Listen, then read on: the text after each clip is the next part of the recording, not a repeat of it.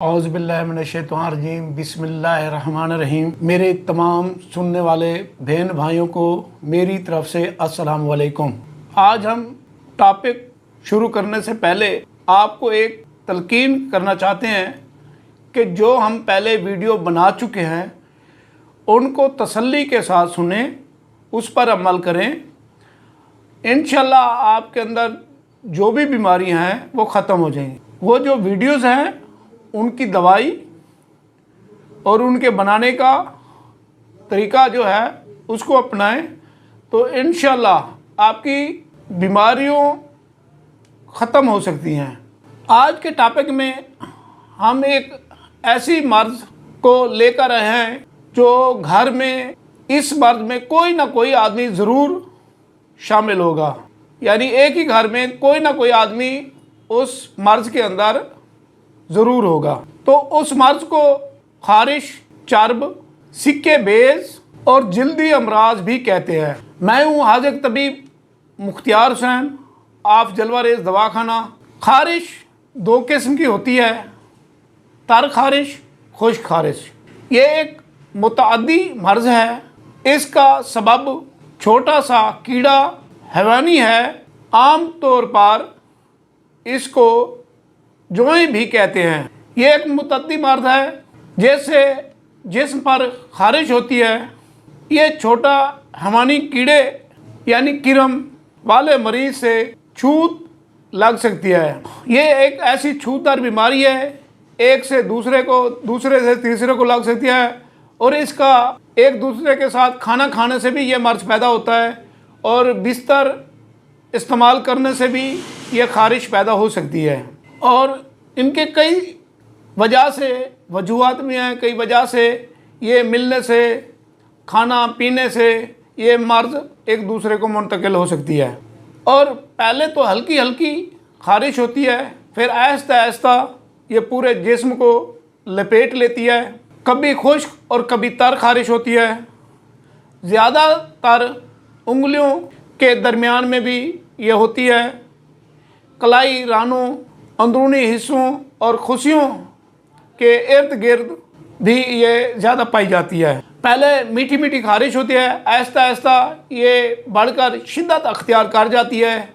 शिद्दत अख्तियार करने के बाद इतनी खारिश होती है कि आदमी अपने आप को ज़ख्मी कर देता है। और जब ये ज़ख्म बन जाते हैं, इनके अंदर पीप भी पैदा हो जाती है और छाले भी निकल आते हैं और इसमें रतूबत भरी रहती है। इंसान हर वक्त खारिश करता रहता है और ये कई वजूहात की वजह से भी होते हैं, जैसे कुत्ता बकरी के हाथ फेरने से या साथ रहने से ये मर्ज़ पैदा हो सकता है। ये छोने और तंदुरुस्त इंसान में सरायत कर जाती है। इनके इलाज के लिए ख़ास तौर पर तवज्जो देनी चाहिए और इंसान को इस खारिश जैसी मूज़ी मर्ज़ से बचना चाहिए। एहतियाती तदबीरें इस्तेमाल करनी चाहिए क्योंकि ये छूतदार बीमारी है, एक से दूसरे आदमी को मुंतकिल हो जाती है। अब हम आपको खारिश के लिए बिल्कुल आसान और सस्ता और घर में बैठे खुद आप नुस्खे को तैयार करके इस्तेमाल करें तो इंशाल्लाह खारिश जैसी मूज़ी अमराज से बच सकते हैं। अब आप नुस्खा लिखें। नुस्खा सिर्फ़ 3 चीज़ों पर मुश्तमिल है, तो आप इसको बनाएं, इस्तेमाल करें, इंशाल्लाह खारिश से निजात मिलेगी आपको।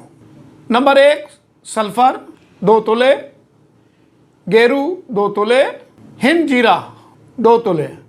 इन तमाम को अलग-अलग बारीक पीस लें। बारीक पीसने के बाद इनको बराबर वज़न कर लें और 6 माशे की पुड़िया सुबह और दोपहर को आप इस्तेमाल करें। शाम को आपने इस्तेमाल नहीं करनी। एक पुड़िया सुबह को करनी है, एक पुड़िया दोपहर को करनी है। और दही की लस्सी बनाकर उसके साथ ये पुड़िया आप इस्तेमाल करेंगे।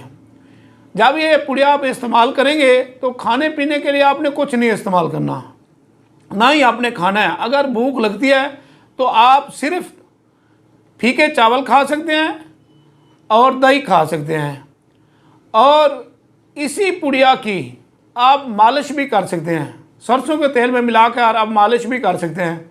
तो इंशाल्लाह खारिश का नामो निशान नहीं रहेगा। दूसरी बात, अगर आप नहाना चाहते हैं तो जब नहाएं थोड़ा सा सर्फ लें अच्छे वाला, वो पानी में बाल्टी के अंदर डाल लें। डालने के बाद उस पानी से नहाएं।